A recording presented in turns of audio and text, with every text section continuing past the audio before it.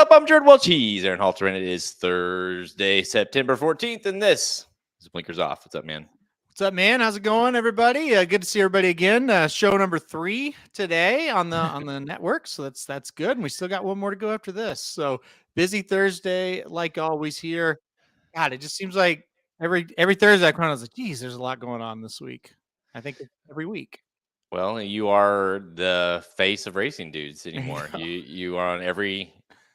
Halterman's so vain that like we have meetings every week, and we're like, and he's like, no, I want to be on everything. Right, like everything. He actually tried to get the logo on the website changed to just him, but I finally stopped it. So I literally do the opposite of that, and the people just don't do what he doesn't they show say up they're for gonna meetings. do, Actually, so. What's up, man? What's going on with you lately? No, I mean, I've been working on racing, dude. You go to the OU game Saturday, didn't you? Yeah, I did go to the OU game. First one we went to, couldn't go to the opener. And yeah, I think they're better for sure. I don't think they're going to be embarrassing, but I still don't think they're close to what they should be. But they're getting there. They're much better, I think. Is the crowd still very much OU crowd? Yeah. Oh yeah. Yeah. I mean, they still are believers. I mean, I think everybody kind of just gave them a pass for what happened last year, and they don't deserve a pass, but they definitely deserve okay, hopefully you learn from it and you're better.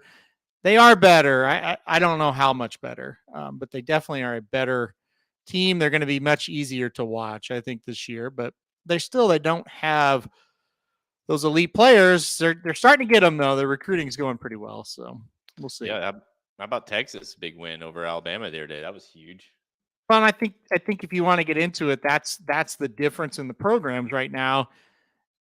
Alabama's down, but to go beat them, you got to have really good players, and Texas has them. I don't think Oklahoma would have the guys that could go down there and win like Texas did.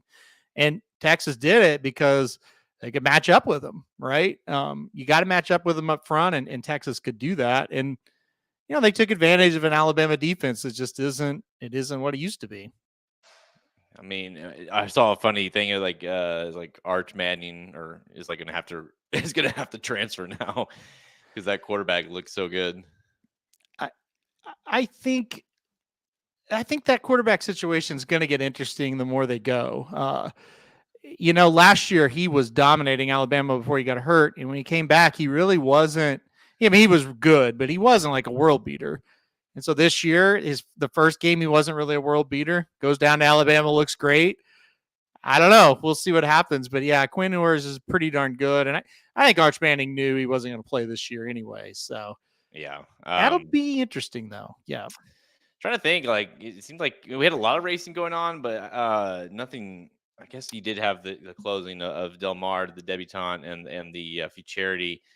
Tamara, however you want to pronounce it, Prince of Monaco, those two won the two respective races. Tamara, what do you think of this one? I mean, she kind of went from being somewhat, I wouldn't say disappointing, but you didn't know how really good she might be. And then she ran in this race and she looked like her mom. She was really, really good. Yeah, the debut race was a nice performance for sure, but it wasn't a jump off the screen at you performance. This one definitely was. And it probably has more to do with the way Mandela trains. He's not going to get him just to fire a massive race on debut. He kind of builds them up. That's probably what it was. I mean, I don't know what you could say bad about it, right? That was really, really good. And she looks to have the most talent out of anybody we've seen so far in that class. Doesn't have the resume quite yet of a bright work, but talent-wise, how come it's hard to beat that? That looked really good. Yeah, the bright work and Tamara matchup will be fun to watch, assuming they're both in the Breeders' Cup. How about the other one, the Bob Baffert trainee, Prince of Monaco, wins the Futurity. I mean, the horse literally was 1-9. Just got pounded and probably should have been considering the field. We talked about it last week on all our YouTube content, but Miramati kind of looked more like what he was supposed to look like, I guess maybe is the best way to put that. Like from the start, he ran a better race than he had. Still got beat, ran second, but Dude, you tell me. Like, didn't, I wasn't overly impressed with this race from anyone. Certainly not the winner. I don't think the winner is going to want to go, uh, more than mile 16. Yeah, I don't even know if the winner wants to go a mile and 16th at all. I think that's going to be really interesting to see his next race if they stretch him out. Miramati looked like twice the size of that horse too. I don't really know what his deal is, but yeah, he looked like the horse that might stretch out a little bit better, even though he's never won a race. I'm kind of with you. I thought we'd see. I mean, Prince Monaco won. It wasn't too bad of a race, but it wasn't just a blow the doors off of him type of effort. And so we'll see.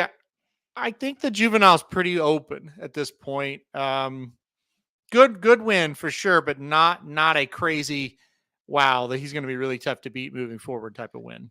Yeah, and what's so interesting about that is like you have him, and it's not like, of course, you can't really, Cave Rock and some of those horses that Bob Baffert has had don't typically pan out, at least as of late, as far as winning that race. But you have like the Muth, who was the favorite over in Prince of Monaco the time before, the best pal, and then you obviously Miramati, who had a lot of hype, and so before all the before the horse like kind of debuted. Mm-hmm. So you kind of wonder like if we're going to start to level off with Prince of Monaco and some of these, the Muth and like in Miramati, who originally had all the hype to start, maybe figure it out and start running better. And of course, there's like probably 10 other horses that he's got that we don't even, aren't even on our watch list yet. But from a 2-year-old perspective to the Breeders' Cup perspective, I wouldn't be surprised if like a Muth was a more interesting horse, depending on what happens with him next. For me, that because you look at the 2-year-old males, we saw that in Saratoga and the Hopeful is not awesome, right? So you're kind of scratching your head trying to think, who is that horse, at least right now. Yeah, and the next races could tell us that for sure. We'll see what happens when they start to stretch out a little bit, and we'll talk about one, the Iroquois. Right. We might have one or two come out of it, maybe. But yeah, you bring up Cave Rock, and I think that's kind of the big thing. Like I remember Cave Rock after he won this race. They were talking about the Del Mar Futurity after he won it last year. You knew it's like, okay, this is a big time horse. He's going to be the favorite in the Breeders' Cup Juvenile unless something happens. He's going to be tough to beat. He didn't go on to win it, obviously, but still, you had that establishment, right? Like you knew in your head, hey, he's good. This one didn't give you that kind of feeling. Not to say he can't go on and win it, because you kind of highlighted, I'm not seeing a ton of really great horses, but I also think it's like we have a lot to answer going into that last round of preps, whether it be at Keeneland or the American Pharoah out at Santa Anita, the Champagne up at Belmont, Aqueduct this year. There's a lot of question marks where last year, Cave Rock, definitely number one. And then we'll see what happens after that. Yeah, it's tough, right? And even like you look at last year, like with Cave Rock, no, was it last? Yeah, last year. And Cave Rock, and then of course Forte kind of wasn't yet like we still believed Forte or Cave Rock was maybe the horse, and so you start to see some of these horses that kind of like I said, like that, Prince of Monaco looked really good, and people might, but might get passed by, Mark mentions Locked. A horse like that, maybe that's making their starts, at the right time, making that next start, like you said, will be impressive. And then the next start is in the Breeders' Cup, and like, oh yeah, that's the horse that's going to beat the, the heavy favorite Baffert or whatever the case is. So still a lot of time, even though there's not. I just did the classic rankings video yesterday, and it's like doing the math. It's like we're 7 weeks out. So and you really do the math, and you think, well, there's only 3 weeks, 4 weeks max of time to run a race before the Breeders' Cup, right? And so you're really running out of time to see what, as far as some of these horses that you might like going into the Breeders' Cup. Well, I think in the 2-year-old situations, though, that is a lot of time because you haven't seen any of them go 2 turns, right? So in those 2-year-old situations, everything can drastically change between now and the Breeders' Cup, because you do see that, oh, now this horse went 2 turns and he's not very good, and this one's not very good, and this one improved, and they kind of separate it with each other, right? Where in the Classic, it's like, okay, yeah, 1 prep or no preps, and you kind of know who they are, and there's not going to be a ton of change in it. Mark wants to know what's more wide open, the juvenile or the classic. I mean, I think both, but right now I would go juvenile just because I don't even know who's in the juvenile. I mean, at least the classic, Yeah, I'm starting to have starting to have a feel for 5, 6, 7 horses that are probably going to be in it. But with the juvenile, I mean, we really can't for sure say like 2 horses that are in it. agree. 100% at this moment, juvenile, with the chance of that changing, though, Yeah, for yeah, sure. yeah. Because I mean, that's the thing. If one of these juveniles really pops, Yeah, then because that's the thing about the classic is we don't have any of those horses that you really can depend on that might pop, and I guess White Barrio could be it. We'll see, but yeah. but if one of these juveniles runs off the screen in one of these next races, then it gives you something to go off of to say, well, maybe this is a very top heavy race, where the classic seems like you could throw a dice, and pick one. So Yep, I think that's a really good point, because you know you think about some of the favorites of the juvenile, even like a Dennis's Moment. I know he didn't win, but it was in the this race at Churchill where it was like, oh, he's really good, and Classic Empire. It's like, oh, he's really good when he won at Keeneland, but it was all later. You yeah. just don't know much. While the 2-year-olds are so fun during that summer, as far as the Breeders' Cup goes, you just don't know, right? Until they run these last preps going 2 turns. Well, it wasn't. Let me pull that up real fast. Like, wasn't No, I'm sorry. He won the hopeful. The for charity. So like with Forte, I was thinking it was Stanford. I was thinking that he didn't run well, Right. and then came back and won the hopeful, and then of course really asserted himself in for charity, and obviously became the big time player. So that's that kind of move you're talking about. That okay, maybe they're good. We'll see, and then that November start. I mean, I'm sorry, the October start. Really, Yep. end of September. That's when you figure out which one of these list of horses are for real Breeders' Cup contenders especially for the juvenile, right? So Yeah, and those divisions, all of the juvenile divisions, that they're the last true buildup that we have left, right? A lot of these older horses, sprinters, routers, turf horses that are older, no matter what, some of them prep during the quote unquote Breeders' Cup prep season, and some of them have already ran their last race before the Breeders' Cup right now, right? yeah, So yeah, you get build up for all the races, but some of those contenders aren't around during the prep season, which is right now through that last round of preps. But the juveniles, that is a true buildup that we still have left because, like I said, nobody's going from a 6 or 7 furlong race and training up to the Breeders' Cup. And if they do, they're an automatic toss out of the race. So it certainly is fun still for the juveniles on this lead up to the Breeders' Cup. well, I feel like the juvenile more than any division is I mean, they're all have some importance to it, but especially the juvenile divisions where you have it's like kind of the now horses. A Yeah. lot of times you like how they're trained. Not only how they're training, but how's their form. Because we've seen a lot of times where juvenile horses that run in the juvenile don't win, but we do see them later, obviously progress and be better. And so I do think that it's not always about the best horse, the most overall best horse. Sometimes it's how the best horse right now. Yep. Because these 2-year-olds are so funky and can kind of mature later than others. And so to me, that's a huge thing. So if you start to see one of these horses pop, or kind of become a little more standoutish in this next month, it's a lot more of a tell, in my opinion, than it is when it's like a classic race or these older horses, because they're going to be more of a standout compared to the other horses they're running against. Yep. No, I totally agree. And Mark talks about Elite Power is going to train up to the Breeders' Cup Sprint. I mean, we've heard Barrio's training up to the Classic. I think you're going to hear that phrase quite a bit in the next few weeks when they draw the races, and you're like, hey, where is horse X? He should be here, or she should be here. And you go, oh yeah, we're going to train up to it. And you go, oh, okay. So again, you do have that true build up, and you're right. It is all about being the now horse when you lean into these juvenile races there at the Breeders' Cup, and we've seen it. Some horses that win those races, they're not very good after that. But some of them are. I'm not saying all of them, but some of them, it's like they were at that time when they ran that race, he or she was a little bit more developed, and then they caught up to him, or they got hurt, or something. Well, you look at the big one for me is it. So I was just talking about this again. If you haven't, go to our YouTube page and check out I did the classic rankings yesterday. I think it's out there now, but um, and the horse that kind of is crawling up the list right now is the Dubai World Cup winner, Ushba Tesoro. Yeah.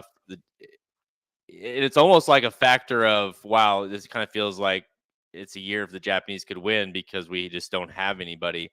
But I was checking, unless there's, you know how it is to try to find some of these international horses, but I don't believe he's ran a race since Maidon. And so that, talk about a horse training up for a race. I mean, could that horse win? Sure, because that was a very impressive win. But we're talking March. Mm-hmm. March to November is when this horse, and it's just hard to believe that horse could come in and win the Classic after winning Dubai World Cup. Yeah, I mean, I have no idea what he's been doing. To me, honestly, guys, if the foreign horses, whether it be Japanese or over from Europe or wherever, I don't care what they're doing unless they're here. And that's not me hating on international racing at all. It's me. My job is American racing, right? Like North American racing. I got to cover, Belterra and Thistle and all these places. I don't have the headspace to go overseas and watch all those races as well. So I don't worry about those horses until they come over here. And I think that's kind of the deal. It's out of sight, out of mind for 98% of us until they are officially coming over and they're officially entered. And then you dive into what they've been doing. So I have no idea what that horse has been up to, but I think the thing about it is when you throw him on the page with what these other horses that we know have been doing and that are in our minds, that's when people are going to really dive in and say, okay, what's he been doing? He looks pretty good compared to these horses. Can he win? Can he not win? Type of thing. Yeah, I can't wait for the he arrives at Santa Anita, and the every morning workouts, and Yep. everyone's raving about how good he looks, and he's like the wow horse. And because I do feel like there's a lot of that going into it, where it just feels like Japanese horses obviously are getting more dominant at the Breeders' Cup. It's not an if, but it's a win for as far as when they're going to win a Classic.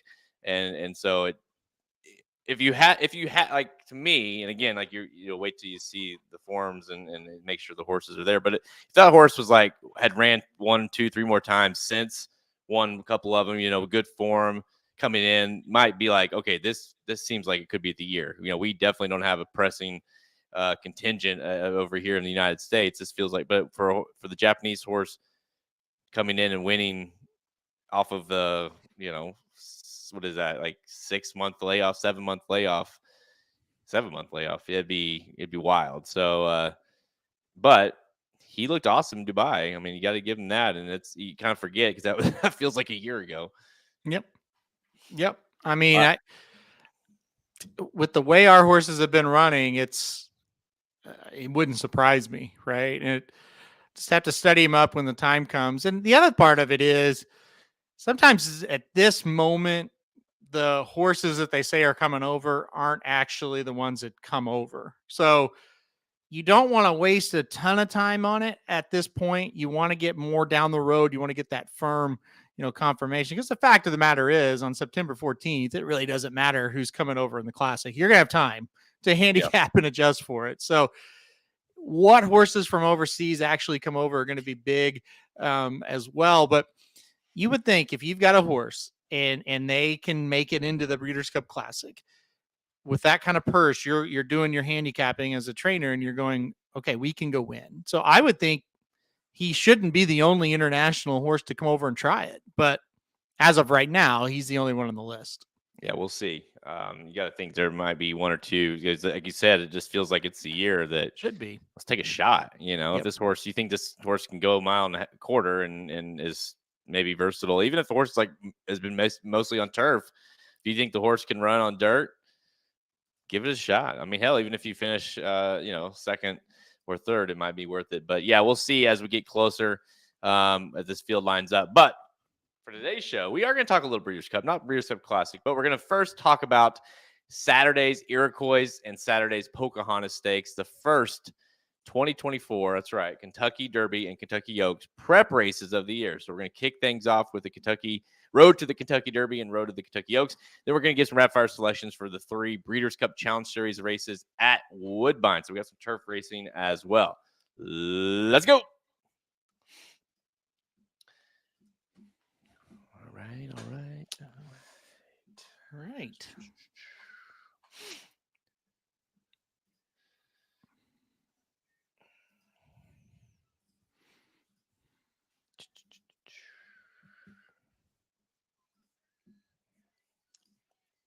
Yeah, Dennis says, "Great to be back at Churchill." Maybe Yeah, we'll see how long it lasts, right? I'm not a fan of CDI one bit, but boy, I hope they have a good meet. Like, just have a good meet. Don't have any problems. I don't even care if I'm cashing bets or not. Just don't have any problems, Yeah. right? Because I mean, so far the only the shining meat has been Del Mar of the Yeah. lately, Mm-hmm. and that's saying something. So Saratoga was a disaster. Churchill didn't even run all all year. Yeah. Yeah, we'll see. We'll see. Hopefully, yeah, like you said, hopefully it's yeah. Then you got racing at Aqueduct. How do you feel about those New York trainers? They have to sit there in Aqueduct for 10 for like months. 6 months. 10 months. Ugh. It's going all the way to what is that? It's 10 months. that's what people are saying. Oh, because of the Yeah. because after Aqueduct, it's not even going to go to Belmont, right? Yep. Gosh, that's insane. That's gross.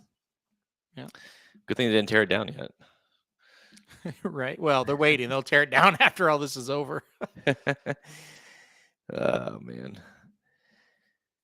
All right, Churchill Saturday. Let's go to the Iroquois Stakes. It's race 9 on the program. It's a grade 3. We're 300K going 1 mile for 2-year-olds. And yes, it is the first official 2024 Kentucky Derby challenge, or I'm sorry, not challenge series, road to the Kentucky Derby 10-5. They kind of redid the numbers this year. They're making the second place between the second and third to be wide. So obviously, as we get into bigger points, that becomes more of you get more reward for being second and first.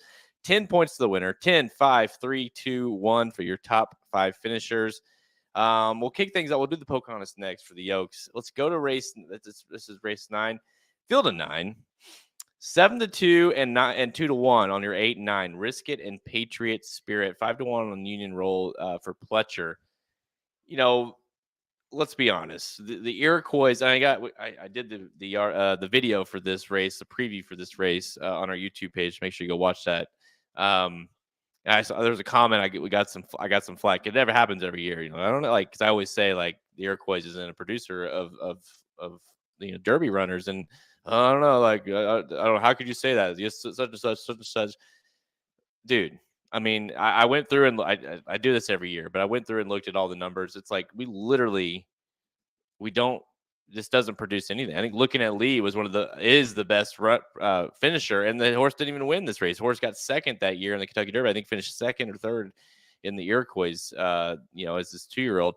This is not typically a producer of Kentucky Derby, not just winners, but runners, good runners. So, but we still have to handicap this race. So I guess give me your thoughts on the race, and do you think this might be the year we could kind of kick that trend?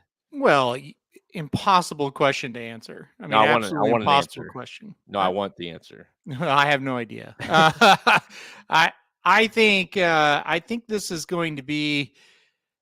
I think there's some horses in here that are interesting for sure. I don't know whether it be Churchill next year for the Kentucky Derby, or whether it's the Breeders' Cup. I do like the number 8 Risk It quite a bit. I thought this horse was very good. I on debut at Saratoga, I thought ran a very solid race. I think by Gun Runner should stretch out to a mile pretty well. I just think that the 8 is a pretty nice horse. So I put the 8 Risk It on top. I'm interested in number 7 Gettysburg Address at 12-1. I thought that was a really solid debut at Ellis Park. Didn't get a lot of love at the window. I think that's because of who was on the horse, but now Flavian Pratt gets aboard. So I thought at 12-1, that horse kind of jumped out at me as well. But on top, I do like the number 8 Risk It. I think this is a pretty solid horse. Yeah, I know.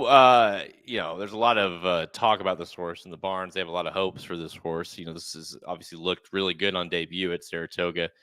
I think I'm not 100% sold on the horse. I think that's fair, just given we've only seen him once, and now we're stretching out to a mile. But you would think, based on what we saw, this horse seemed to be getting better as they kind of extending.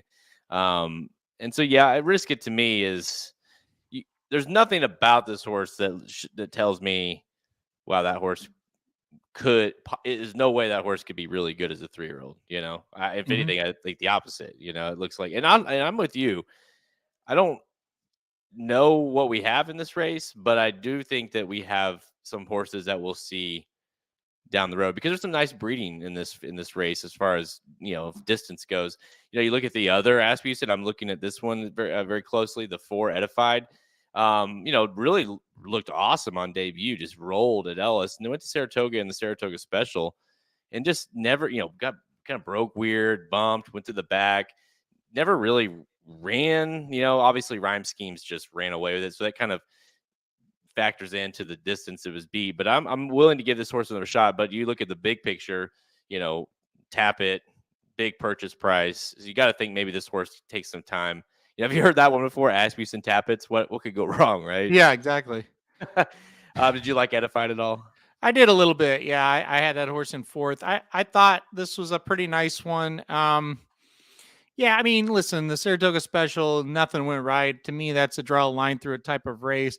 Definitely does have the pedigree as well. So I liked the 4 a little bit, but not quite as much as the 8. The 8, to me, the 8 just kind of has more of the look of the Asmussen horse that's going to be pretty good.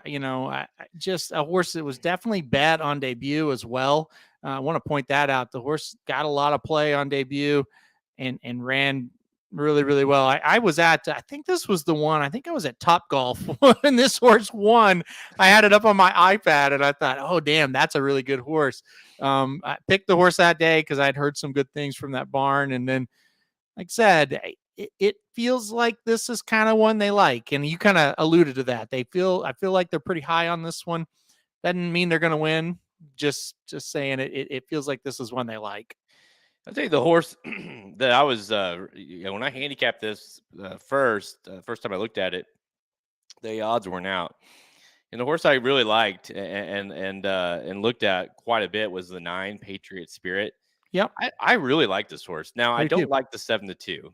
I don't like this horse being second choice. So we'll see how the odds kind of get bet. But I'd ask everybody to go watch the replay of this horse before you kind of make your decision on how you want to bet this race. Patriot Spirit, it was a Colonial Downs, so that's the big thing, right? Because Yep. why is that horse? But the other thing too is it's a $235,000 purchase horse. It's they obviously have hopes for the horse. Yep. So you watch this race. It was very, very professional. The horse kind of rated off the speed. When it came time to run, he never even asked. The horse just kind of cruised up and just went by and won by 6. This horse was never out of first gear. So to me, that's a big factor. Yes, it was at a shitty track, but it was not ever close whatsoever. This is obviously a horse that needs to be in a better race. So, gets the same jockey up, Castillon, who obviously rode well that day. I think this horse is interesting. Did you like this one? I did. Yeah, I think this is one you better put on a ticket. I was with you a lot to be like, oh, that's weird, like Colonial Downs and blah, blah, blah. But you're right. I mean, this was never a race. This was a laugher. And this was one where it's like, yeah, you could see that horse definitely in a Saratoga race winning or a Del Mar race or whatever, even Ellis Park. Those are tracks that usually produce 2-year-olds better than what Colonial Downs will produce. So if you're going to take a maiden from Colonial, that's how you want them to win. And I think sitting off the pace, was really nice. And I think that horse is going to, from the outside post, will be able to kind of just sit off the pace here as well. So, yeah, I like this horse quite a bit. He still is the mystery horse until we see him in a race like this, though, for sure.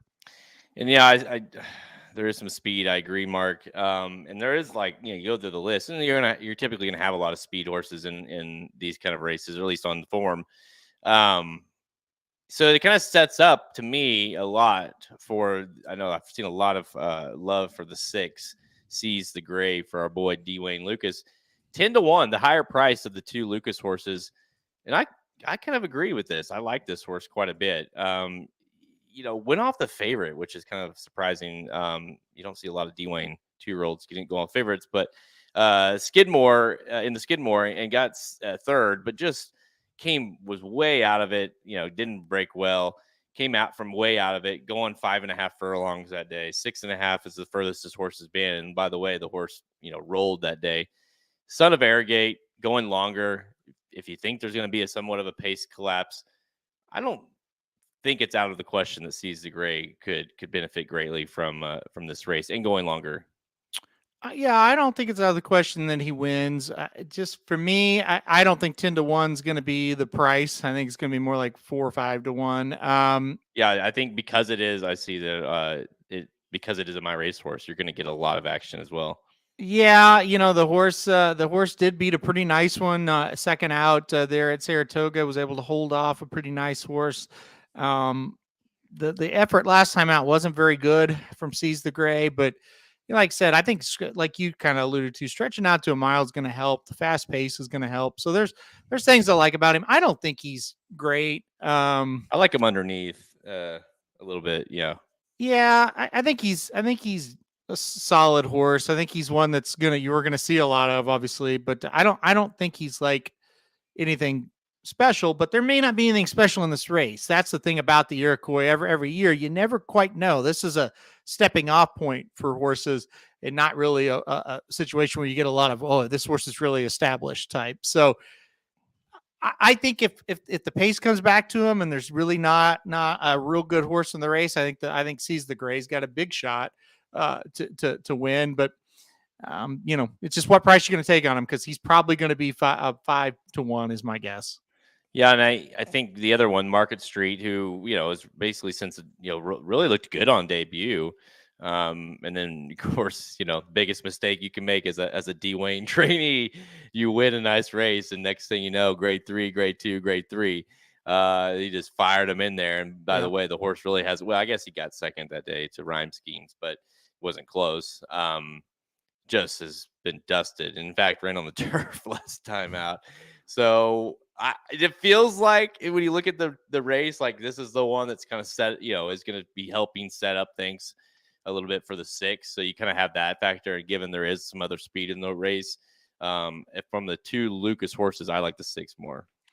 Yeah, I mean, there's a reason why Dwayne's a 9% trainer, 9-10% win rate as a trainer, and it's entries like that where it's just like, this doesn't make any sense. And the problem is he wins 1 out of 50 of them, and then he thinks, oh well, yeah, I got to keep doing it, But Market Street just doesn't look like that type of horse to me. I don't know, man. Listen, a lot of times as 2-year-olds, they'll go through bad stretches and then they'll come out the other side and they look great a couple of times. So maybe that could be the case here, but it's hard to make a case for that one in the spot, and it's hard to make a case that he's going to be 8-1 versus Seize the Grave is going to be 10-1. So one horse that I went against, spoiler alert, in my preview for the race is, and you can help get me back if you want, the 3 Union Roll for Pletcher. Mm-hmm. What are your thoughts on him? I don't think he's very good. I mean, you look over the years, when Pletcher sends horses to Churchill Downs for this meet or for the next meet they'll have after Keeneland closes, they never run all that well. I mean, you can, of course, you can find exceptions and hold out 1 or 2 horses and go, no, look. But overall, as a whole, they don't run all that well. And even when they do run well, they don't turn out to be his better horses, right? And that's why I look at this one. Debuted at Monmouth and obviously ran very good. 7-1 on that debut, though. At Monmouth, Todd Pletcher went off at 7-1. That was a bad sign. Even though the horse rolled, the speed figure did not come back very fast. I just think if he thought a little bit higher of this horse, we'd see the horse up on the NYRA circuit and not here at Churchill. Yep. Everything you said, I completely agree. There's 4 factors with him, is why, 4 factors is enough, right, to make a case against. And you kind of mentioned him, 1, debuted at Monmouth, not at Saratoga. 2, went off 7-8-1, almost 8-1. 3, show like the lack of success for Pletcher here, like when he shows up horses here. And 3 and 4 is, I mean, no offense to Corrales, but not like he got a big time jockey to ride him either, So I just think there's a lot of factors there to kind of facing against him. Certainly not to win. So I'd be more interested in playing Gettysburg Address at 12. Well, you're not gonna get 12-1 considering who's on him, but at 12-1 versus Union Roll. If those 2 are anywhere close to the same price at post time, I would rather play Gettysburg Address. I agree. And you just kind of look at Pletcher's numbers at Churchill. It's the one track he kind of struggles at. So, and I think I don't think it's, hey, he hasn't figured out this track or anything like that. I just think that he just kind of sends the B team here a lot of times. And maybe the B team's good enough to win. They have been in the past for Yeah. sure. And this is not going to be a shock if Fletcher wins, but I don't think this is one that's going to get the job done. Well, focuses all his big time 2-year-olds at Saratoga. Right. And so there's no, like, if a horse shows up here, it's like, well, that was like kind of the alsos, that was, like you said, that was the B's Right. and C's that never really weren't considered at Saratoga. So yeah, I completely agree. And maybe it is, maybe it's good enough to win. I don't think it is in this race, but I think it's a good reason to bet against. So, all right, guys, this is the a look at the Iroquois this weekend. Of course, win, and you're going to get 10 points on the road to the Kentucky Derby. Halter and I both like the 8. Risk it on top.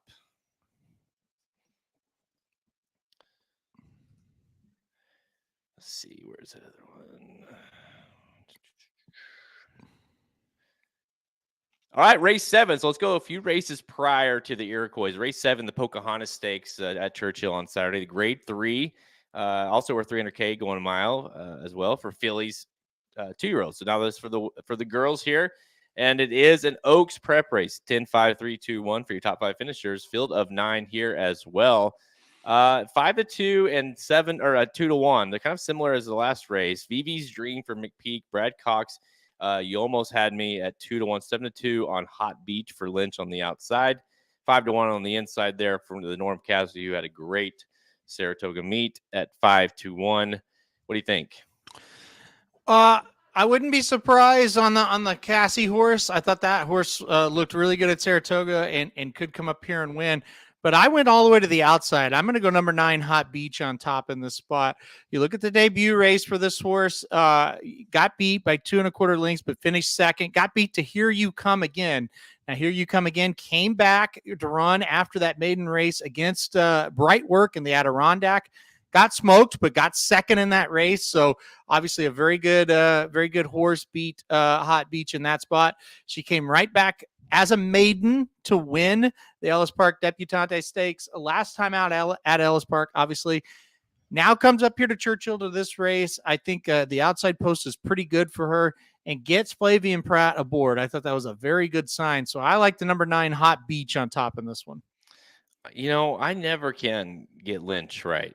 Well, I never get him right ever. So I'll get you're probably right here, because I'm not playing. I'm not going to pick him on top or pick her on top, but I really liked her here as well. I think a lot of signs there that she'll run well. But again, I just, and I don't know. Speaking of never can get right, and this is like a bad omen, I think, but I'm considering McPeak at 5-2, which is, I know, right? As long as the horse doesn't go off the favorite. But listen, doesn't it kind of feel like this?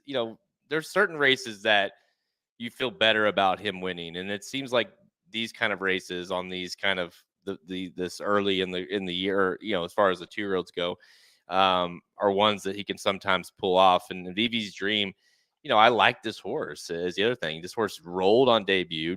Dusted him at Churchill Downs, by the way, and then came and ran in the Ellis in July. Just narrowly got beat by Brightwork, and Brightwork, obviously, you alluded to with Hot Beach, but Brightwork went on to be dominant this year at Saratoga. So with Vivi's Dream, it feels like there's a lot of class there. This horse going longer, I think, will be nice too. I'm wondering about how far. It's a daughter of Matoli. Yep. But it's out of a Tappet mare. And so I'm wondering, how far this, but I do think the mile, especially the 1-turn mile, this horse should be okay. But I like Vivi's Dream just from a class perspective, even though I have to suck down 5-2 on her. I have that horse in second. I think this is a really nice horse, really good on debut. And like I said, second out, lost to Brightwork. I think this is a nice one as well. I don't blame you at all for picking this horse. Kind of cool. I think the 9, the 6, the 7, and the 1, like that's how I've got them ranked 1 through 4. And it's kind of cool. Like the 1 is by Classic Empire. The 6, like you said, by Matoli. the 9s by Omaha Beach, and of course the Yeah. 7 by Oxbow. So 3 young sires and then Oxbow thrown in there as well. He's not quite the young sire, but it's kind of cool to see Matoli, Omaha Beach, and of course we've seen Classic Empire, but to see him kind of keep going. Those are going to be good young sires. And I think they're going to produce a lot of good horses. I think this is probably a better race than the Iroquois. I think moving forward, I like these horses a little bit more. Easy to say before the race, after the race, could have a totally different idea. But those look like 4 really good horses right there to me. The one thing is, like, we were missing the McPeak horse in the Iroquois, We were. and we're missing an Asmussen horse in this one. You're right. That's the only key that would make this race perfect. But yeah, it definitely feels like, I think the horse I'm most interested in here as far as what it does is Empire Island, just because I thought she looked really good on debut, but what, he surely can't stay as hot as he was. But golly, he's been hot, and obviously when him and Santana team up, literally hitting at almost 40%. I mean, they're just unstoppable right now. And bullet work, but pretty much 3. I mean, if you want to like get detailed here, 3 of 66, 4 of 45, and 1 of 74 the last 3 works. I mean, this horse obviously is geared up for this race. So I think the one Empire Island, I'm kind of talking myself into the Empire Island, but I do think this horse will be tough certainly if she runs that last race. Yeah, I'm like I said, I'm using those 4 and moving on. I think they're really nice horses. And listen, Norm Cassie has done a really, really good job of spotting horses. I mean, I think that's one thing. Obviously, he's a good trainer. You know, he's been around horses forever, helping his dad and growing up in the game. But the thing that he's been really impressive with is spotting horses where they can win. Yeah. He didn't bring 50 horses up to Saratoga and just try to throw them where they're eligible. He brought a select few. He ran them there. The other ones he kept back home, and it worked out. And so, you don't win a ton of races, like they don't stack up, but you win at a high percentage. So he's done a fantastic job of that. I think he's one of those trainers now. When he enters a horse, you know that he's got it in a pretty good spot. You can trust him. The only other one that obviously I think you got to use for me is the 7, right? I know it's a favorite, but this horse could be kind of freaky. We haven't really, you watch the first 2, the horse just dusts them, switches trainers, and then last out kind of had a little bit of a layoff from May to August, and then kind of stumbled out of the gate, but rallied a little bit and from that poor start and came back, especially for a horse that's been on the lead, kind of blazing. That's what the horse does. And then to that time to kind of have to come off of it and finish 3rd, beaten 2 3/4 to Hot Beach, a horse that you and I both like in this race as well. So I do think if that horse can kind of, because horse ran an 84 buyer on the second start, if that horse can kind of, 1, get another race under her belt here, and 2, break well, if nothing else, will be a huge factor in the pace. I agree. I totally agree with you on that one. I think the question mark with her is, was she just way more advanced early in the year than the rest of the 2-year-olds, and have they caught up with her a little bit now? Just basically because there's a hell of a lot more 2-year-olds running now than there were in April and May. Or did she just need a race off the layoff and she's going to bounce back? That's the big question.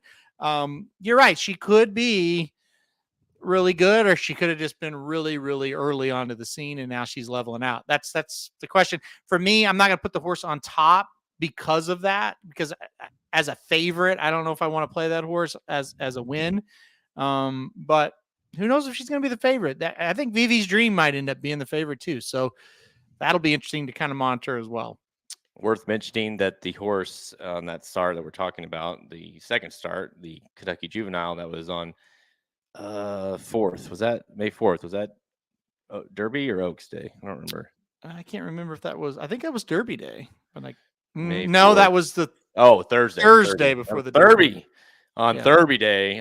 So that horse ran that day. Tranch got that 3rd that day, and Tranch came back and dominated a race over Miramati, who we talked about a little bit in the opening at Santa Anita. Dominated that race.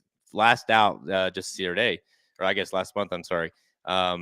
Finished the 4th, beaten well in the best pal. So obviously maybe not that great of a horse, but did come back to win out of that race. That the 7 to here dusted her in that Kentucky Juvenile, but that was again back in May. All right, so top picks here. You're going number 8, or I'm sorry, number 9. Sorry, not the 8. Number 9, Hot Beach. I'm going to go the 6 for McPeak, Vivi's Dream.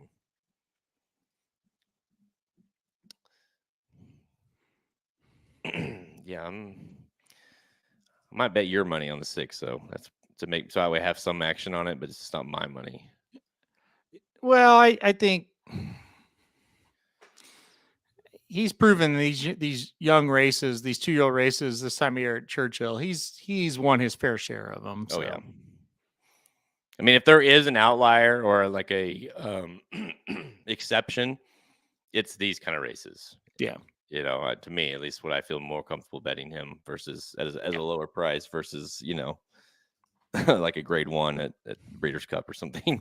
I agree. Like, no thanks. All right, time for Rapid Fire presented by Racing Dudes Best Bets. Make sure you go to the website at racingdudes.com. Click that Best Bets tab on the menu. You can see exactly what myself, what Halterman, Papa Dude, the whole team at racingdudes.com are playing each and every day. Obviously, we are in football season, so there's going to be NFL picks. I had a nice little parlay on Monday Night Football. I know you've been playing a lot of NFL and college as well. And we all, of course, have horse racing included in there. But, you know, we always have people asking us, what exactly are you guys playing? You know, you guys offer a ton of picks, information on the site. But what picks do you like most? Well, you can get an idea there by subscribing to any of us to see who we're playing that day. There's full stats available, our profits, ROIs are about to be added. Everything that kind of shows you and you can trackable stats to kind of get an idea of who to follow, who to fade and who to follow. So make sure you go to the Best Bets page at racingdudes.com, especially with this football season kind of getting geared up here. All right, let's go to Woodbine. So we're going to go rapid fire Woodbine. 3 Woodbine races, all Breeders' Cup Challenge Series races. So let's kick things off here at Woodbine on Saturday. That's race 6, the Bet 365 Summer Stakes, grade 1, worth $500,000, 1 mile on the turf for 2-year-olds. Field of 11 lines up here, and you've got the 3-1 favorite, My Boy Prince. Is it just me, or have these races, at least the Summer and the Talma, kind of, I guess maybe even the Woodbine Mile, if we want to go that far, faded a little bit? To me, they used to be like, I was really excited about them. We'd always have 1 or 2 really big turf prospects in the race, and now you have no offense to like Cassie and Adder, but it's like these are like the Woodbine guys, you know. And then it just seems like it's faded a little bit. Yeah, I think the Summer and the Talma this year for sure don't look to be quite what they were the last few years for sure. Well, and I guess Woodbine Mile too, because my God, they only got 6 entries. We'll talk about that in a second though. But yes, By the way, I guess this is a Breeders' Cup winning in for the juvenile turf. Sorry, go ahead. Yeah, no, it's you're right. Like the more I think about it, is this isn't quite as strong. Yeah, a lot of like cross entries in these two juvenile races too. So look at this. You got Colts, Phillies. I mean, a lot of Phillies that are in this race. Obviously, the Talma we'll talk about next, which is for the Phillies. But yeah. You're right. How many of these Phillies are going to actually run here?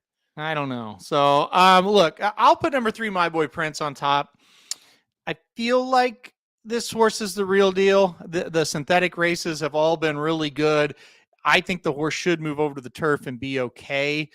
Usually translates well. The pedigree says turf should be okay. So I think number 3, My Boy Prince, after back-to-back just dominant victories, I think you'll be tough in this spot. So I'm going to go with the Ontario bred for Cassie. Rosario gets them out. I thought that was interesting. So I'll go number 3, My Boy Prince. Yeah, I'm gonna go. Give me the number 2. Go. Give me the 2, Carson's Run. You don't see a lot of Cupid sires here, but a son of Cupid, which, let's be clear, is not the reason I'm picking the horse. But this horse debuted on the turf for Clement and looked really good at Saratoga, and then came back to run in the With Anticipation. Gallopbrand won that day, but Gallopbrand ran a really nice race. It's a nice horse. This horse finished second, beaten a half. That was going a mile 16th both times. Cuts back to a mile, which might put a little more pep in the step in kind of coming down the lane late. So I like the Clement shipping in here. And more than anything, it's just like this horse has been running, against good horses at Saratoga, comes in here for this race. Assuming the horse can take to the course, I think this horse will have a nice shot here at 4-1. So give me the 2 Carson's Run.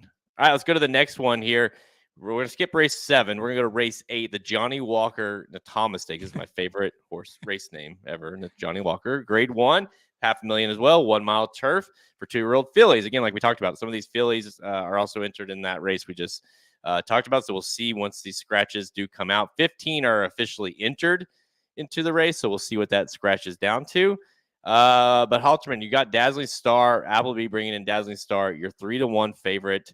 4-1 and Ariso. I don't know. You can tell me that one. But I thought, and again, I don't know. You probably know better than I do as far as like how John does it, is how the odds have to line up, or like add up. But this one doesn't feel like it's going to. It feels like there's a lot of double-digit odds in this race, and only 2 that are even 3, I guess, a 6-1 on Golden Cannery. Doesn't it seem like it's like very lopsided with like huge price horses? It does. It's supposed to add up to 128 points. I have not added this one up, but it does kind of feel a little bit strange. I don't know that it's going to add up to that. I don't know. There's 15 horses though, so maybe it does. I'll do the math here in a minute. Yeah, this one. I'll add it up. You caught. I really don't know. I don't know. Like, I don't really know if there's anybody that's that good in this race. I put number 12, Ozara, on top in this one at 10-1. I thought the debut race was really good. And I think this is a pretty good spot. I think it's a lot of confidence shown by Clement that this horse is going to jump up here and be in a stakes race now. So I think that's interesting as well. So I like the number 12, Ozara. I don't know if we're going to get 10-1. But I think this is a horse that's going to be pretty well meant for this race. A lot of pace, and I think she can come from out of it and make a big run. But I don't know if it, because they're assuming there's going to be scratches. I don't know, but it added up to 197. No, that's not accurate. You can't add up the odds. It's the percentages that the odds equate to. You talk, I'll add it up. You do it. Okay, never mind. So you gotta give me more. Gotta give me more information. Okay, give me the number 8. I like the number 8 here. Let's see what race is this. Race number not 8. Let me pull it up. Race 8, number 8, ready to jam for Mark. Hang on, buddy. What? All right, I'm adding it up here. Yeah. Hang on. 20-1. Jared, no math. I actually was pretty good at math, Kevin, but I just didn't know the rules. Well, he doesn't know. John's never taught him how to make money. That's not Jared's fault. We're at 103, 912. Let's see, this 14, 6-1. 14 and the 15 is 15. Yeah, it comes in 4 points high. So it's supposed to be 128 percentage points, and it comes in at 132. So I've seen worse, but yeah, it I guess once the scratches are, I don't know if that's why they just kind of seems like it just felt like they kind of threw a bunch of odds out there, Well, like, the way John taught me, if there's horses within the race that are also eligibles or MTOs, then that 128's thrown out the window. But if the body of the field is not MTOs, not also eligibles, which this is what this is, none of these horses are that, then it should equal 128. And there is leeway. Like, it doesn't always have to, but that's the goal. That's what you're supposed to get to.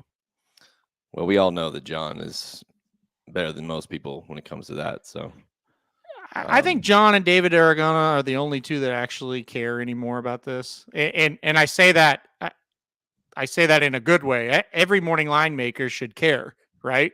But I think those are the only two that actually consistently try to make it as accurately as they possibly can.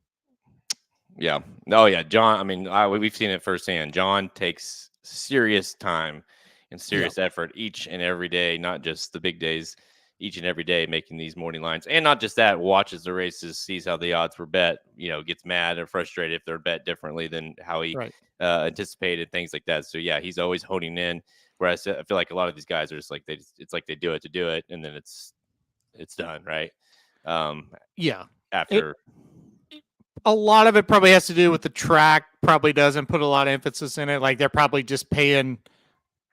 I don't know what's going on behind the scenes, but it looks like to me at times the track just kind of pays somebody a little bit of side money to do it. Like I don't know if that it's the track really cares. I mean that's the way it looks based on the evidence that I see day in and day out that aren't those big tracks. But I always laugh when people get, oh, John White, what a horrible line. It's like, yeah, if you just knew the work he put into it, you wouldn't say that. Right, exactly. Um, Speaking of morning line, I'm going with the 10-1 morning line. Number 8, Okay. ready to jam for Mark Cassie. When you looked at the way this horses ran, and on debut finished third, came back, won the maiden special weight, going on 6.5 furlongs, went to 6.5 furlongs again to catch a glimpse. You watch this race, and the horse, God, I mean, so much traffic trouble down the stretch. Never really ran until late. And Arisa, how did you say that? The six. Erosa? Arosa obviously got the jump on her and won that race. But to me, when you're looking at those two horses, I think they're closer to as far as talent goes, but you're getting 4-1 and 10-1. And so I like playing the 10-1 here and hoping that, the stretch out in distance, maybe just a little bit better trip this time around can get the job done. So give me the 10 or the 8 at 10-1, ready to jam. All right, let's go to the final race here. The race 9, the Rico Woodbine Mile, Grade 1. By the way, that was for the Juvenile Fillies Turf. This one is for the Breeders' Cup FanDuel Mile, so big time race for a big time. That's the thing. Like those two, like I feel like we know how the Juvenile Fillies and Juvenile Turf that can be, all over the place. But this is a race that can produce some big time horses at the Breeders' Cup. You've got a field of 6 running for $1 million on 1 mile on the turf for 3-year-olds and up. And look at this Master of the Seas, brought in by Appleby. Buick comes in to ride, even money favorite, last seen winning at Ascot. This is a real time horse to me, and out of the field, and I think there's a few decent ones in here, but out of this field, feels like the horse that is certainly poised to be a legit Breeders' Cup contender. To me, this is not a great field of challengers against Master of the Seas. To me, if Master of the Seas shows up with a normal effort, he should just outclass this group, right? War Bomber not too bad, Cheryl Spite not too bad, Ice Chocolate not too bad. All those horses they're okay, but Master of the Seas seems like a big time horse. So I went against Appleby in the Natalma. I am not going against him here. This is probably going to be my single on the card. I think this horse just looks way better than the rest of this group. I mean, let's put it this way. Let me before I now Cheryl Spite is one that maybe she's a little, dated at this point. She's maybe getting a little tired, but last November she got second to Modern Games in the Breeders' Cup. Yep. So or he did, I guess. So he's capable. By the way, there, those horses' names. Everyone, I'm sure, has these that sound a little feminine. Yep. I always immediately call them females every time. Yep. And Cheryl Spite sounds like Cheryl's Spite, and so I immediately go. Anyways, yeah, exactly. Hey, listen, sure, it's a dumb name. Okay, dumb name. That's a horse that can't win because it's a dumb name. Right. That's another factor you got to go into. Anytime you see a horse on the Kentucky Derby Trail, it's got a dumb name, forget about it. Not going to win. But listen, you're right. I kind of immediately okay, the 1 is the favorite. The 1's probably going to win. Let's see how we beat the horse. You start to go through the field. You're like, no, these horses ain't going to do it. You can tell me that, let's say, the horse that finished third to Casa Creed Annapolis is going to come and beat a horse that just won at Royal Ascot. That just seems dramatic. And so I do think Appleby is going to be locked and loaded here. And, I don't know.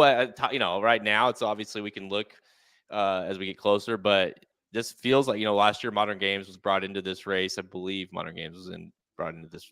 Wasn't he the favorite that last year for this Yep. race?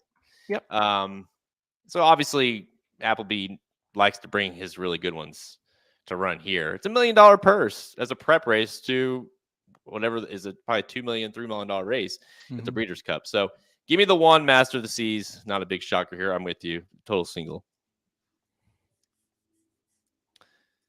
I mean, I don't know how that works. I mean, to me, this horse just dust him. It should never be close. Should, but it's horse racing. That it is. There's no such thing as I see no way this horse loses. Well, the one plus side is it's not being ran at Kentucky Downs. Well, yeah, true. I play, this, but I'll tell the story. I don't know what day it was, Saturday maybe, or I played two best bets on the best bets page, two exactas at Kentucky Downs, and I text Halterman and he's just like, yeah, good luck. And both of them ran, like both of the horses I had, I can't remember how exactly I played them, but they were all right there. It was like second and fourth, or first and fourth, or fourth and whatever. Like it wasn't like I was just, but it was nowhere in the big picture. It was nowhere close.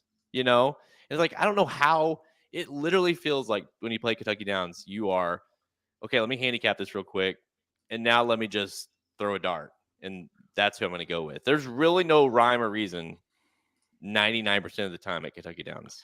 Well, Kentucky, you got to know the track. Kentucky Downs is not conducive to what you want to do, period. Kentucky Downs is not I'm going to play a $20 double and pick out a horse or two. Kentucky Downs is I'm going to play a 50-cent box and put one horse I like, two crazy ones, and then one long shot that I would never pick.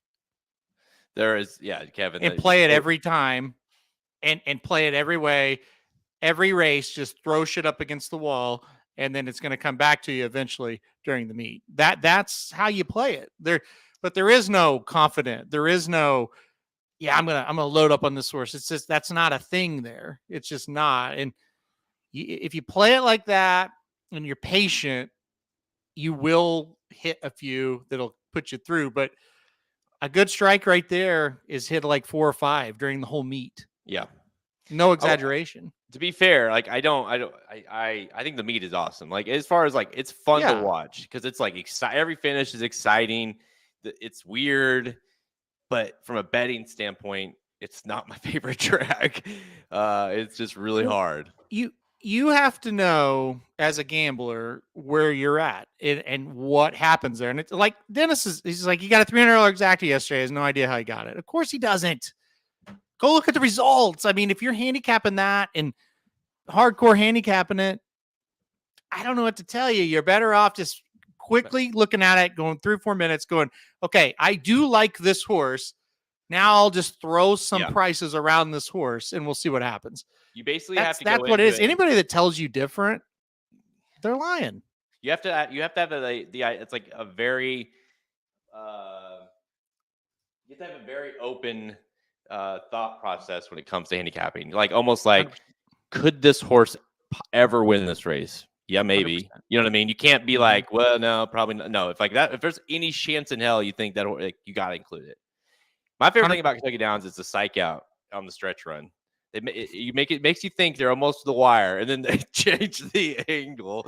You're like, nope, they still got like half a furlong to go. So they're never almost there. Like right there. You're like, oh shit, it's not. And I always have that horse too, where it's like, okay, he's in front, and it's like, oh no, they got like 500 yards left. I know. It's like, oh, he's tired already. He's not gonna get there. It's my favorite. Some people said, "Are you miss Kentucky Downs?" Well, it's fun. You have to go into the mindset. If you go in with the mindset, hey, it's fun. I'm not gonna throw a ton of bankroll on it. I know it's going to be a little bit wild. I'm not going to get mad when I miss 4 or 5 in a row. And you play it for the whole meet. you're probably going to end up ahead. You're going to have days where you hate yourself. You're going to have days where it's fun, and you just have to realize you're going to miss a lot. But when you get a couple of horses that you like, they come in, and that's all you need. You just need one or two caches at that track, and you're good for the day. Yeah, good call, Patrick. I did not. That was. I think I had the second and third horses in my exact. And the way I play is not like you said too. It's not conducive to Kentucky Downs because I hammer. I'll take I'll take prizes. I'm not afraid to take a prize, but I hammer it. And when you do that, you have to make some sort of opinion, and one of those opinions was not using a horse like Gear Jockey. So. I think honestly, Dennis's style, like Kentucky Downs, a betting style works the best because Dennis kind of is just all over the place with different types of bets and getting a lot of horses involved. And I think at some tracks, that's not the way to go about it. But at Kentucky Downs, I think that's 1,000% the way you go about it. And I think if you do that, and like I say, you may have one horse where you kind of run some things through, but you got shit going on around them too. Yeah, Patrick, that's exactly what I was thinking. Like Kentucky Downs is like going to Vegas with your buddies. Yeah. It's like going to Vegas. Your whatever money you're bringing, which by the way, little pro tip: make sure you have a certain amount you plan on spending, and you don't plan on coming home with it. And if you come home with it or more, then great. It was a successful trip. If you don't, make sure you had fun while you were there. It's an experience. You just can't get down on yourself. That's the biggest thing, and that's what I learned from experience. You come off Del Mar, you come off Saratoga, and whether you had a good meet or not, it's kind of they're more formful to, hey, I handicapped this race and it kind of came in how I saw it, and then you get there and you're like, I can't believe I just bombed 9 races in a row. Yeah, that's just it, right? But again, when you're right, you're really, really right, and it's really, really good. And I used to be like, this is just a possible and stupid track. It's really not that. It's just you kind of got to go in with that mindset, and you got to know where you're at, right? You can't go into Charlestown tonight trying to play all the 30-1s, right? but you can at Kentucky Downs. you can, but you can, but you're going to lose a lot. All right, guys, that's all the time we have. Check us out at racingnews.com for our free picks and our premium selections on our handicap products page. Click the Get Racing News premium button at the menu at racingnews.com to learn more. We're going to go check out the best bets page as well as our free premium page so you can get access to not just premium picks, but Soma Bombs frequently offers a free pass there, or the Rockets. You can get involved in that. You just got to log into your dashboard and you'll see those free days to kind of get an idea of what we're offering if you are interested in upgrading to some sort of premium pass. All right, the Racing Dudes are on Twitter at Racing_Dudes, Instagram, and Facebook. You can find all episodes of Blinkers Off by visiting our podcast page, Apple Podcast, Spotify, all the places you listen to. We are there, as well as our YouTube page. So make sure you go like and subscribe to our YouTube page right now. Stay tuned for about a little less than 2 hours. The Magic Mike Show will be live doing the middle pick 5 at Woodbine. So the middle pick 5 is kind of where they put all the stakes races. So they're going to take a look at that pick 5 sequence at Woodbine on Saturday. So make sure you stay tuned for that. Also, I forgot to mention this earlier.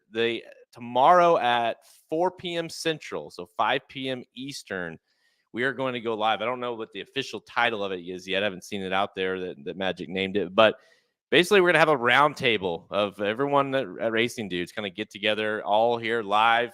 You guys come in with us and talk until as long as we want about we kind of talked about this a little bit last week of what we're going to come up with something, kind of the general outlook of horse racing, what's going on with it. We're going to not hold anything back on it. And so you'll want to stay tuned for that. Fix a drink, and it's Friday happy hour, and we can kind of all get together and let some steam out for what's going on in horse racing. So I thought it'd be a good opportunity for us to, especially now that Del Mar's over, as we kind of go towards that next phase of racing here to the Breeders' Cup, we can kind of all kind of hash some of that out. So make sure you stay tuned for that. You look for another reason to subscribe to our YouTube page. You'll be alerted when you go live or when that thing is scheduled. Halterman, how are you feeling about your Chiefs 49ers prediction last week after week 1? Fine. Yeah. I feel worse about mine with the Bengals. I thought the Bengals loss was really bad. But I'm not too concerned. I think the week one was just a weird week in general. Saw a lot of teams not perform. But yeah, week one is always, you can't overtake week one too serious. Although I can say for sure that the 49ers, as long as they stay healthy, I feel very good about the 49ers bet. 49 and Cowboys, I think the Cowboys, this might be their year, Alterman. I mean, week one is just take it and leave it. It's over. I mean, the Bengals were terrible this year. They were terrible last year, and they were in the AFC title at the end of the year. I guarantee you the Cowboys aren't as good as what they looked week one. I mean, this is the week for a better. You can take advantage of a lot of things and a lot of bad lines for week two of the Yes. NFL with the overreactions, and there's a ton of them. Look, the Chiefs, I'm not worried about at all. It literally, if they make one catch out of the 8 they dropped, they win the game. People are going to overvalue the Lions after this. That I didn't think they played that good, to be honest. They scored Yeah, I mean, 14 look, points. They scored 49ers look 14 great. points. They scored 14 points. Yeah, they were adequate. They were good enough to win the game. So you got to give them credit for that, but that's kind of where it ends. I didn't take much away from week one. I thought it was a lot of bad football across the board. I don't think anybody really played that great. Minus the 49ers. They did play really good. It felt weird too. It was like not just bad football, but also injuries. A lot of hammies that were pulled. I don't know if there's any kind of like correlation to lack of off season or like not. I don't know, like the shorter preseason and maybe players not playing much or whatever. But a lot of injuries, a lot of weird outcomes. Yeah, so I don't know what you really take of that, but certainly when it comes to the Chiefs. You got Chris Jones is back. Kelsey, I think, will be back this weekend. I would imagine if not, we'll be close. So it's like I feel like what we saw from the Chiefs Thursday night was not what we're going to see moving forward. No, and it's one game, and they play 17 of them now, and it. In the grand scheme of things, fairly meaningless. So if you're sitting there worried about something, I mean, I guess don't would be my recommendation. I just don't feel like there's anything to really take away from it. Now, again, if it becomes a pattern and they struggle again and they struggle again, well, then yeah, for sure. I mean, the schedule is a lot. Well, I think it was Jets week 4 we had that game, obviously. Dude, is that not the craziest thing? Like you talk about the crazy 24 hours for Yeah. I'm trying to think. Hang on, sorry. I'm here. My Cooper's in there on the phone and I'm trying to figure out who he's talking to on FaceTime. I think it's my dad. I hope it's some guy. I hope it's him. By the way, shout out to the Turtles. Came back and won week 2 last week. You guys will stay tuned to Blinkers Off. 3-1 victory. Halterman, I think you about called that, right? I said 4-2, so I feel good about it. Yeah, I did. I bet the Turtles minus a goal and a half. So worked out. Yeah, who are we playing tonight? Yeah, we got a game tonight at 6:50. Play the Raptors, and the Raptors. I'm worried about. I'll be honest with you. I'm worried about the Red. Let's do it. This every week. What's their record? Let me pull it up. I believe they're undefeated. We're 1-1. They're 2-0. Who do they beat? The Raptors won week 1, 2-1. I'm sorry, 2-1. It's a close game there. They beat the Herd of Cats 7-0 last week. Herd of Cats? Herd of Cats was the team name they beat. So you got to take that into account. I mean, with a team like that, you're probably not the greatest of teams. Who did they beat week 1? Some team called Dynamite. Like a dino might. Dynamite lost the next week. Not a lot to go off there, but the Raptors, I think the 7 points last week tells me that they at least have one player that can score. That's usually what in this level, that means if you can score 7 points, there's just somebody. So I think it's going to be an offensive game. We're going to have to score. This is U8 soccer, Kevin. I would say 7-year-olds. 4. I'm gonna go 4-3 Raptors. Oh boy, that hurts.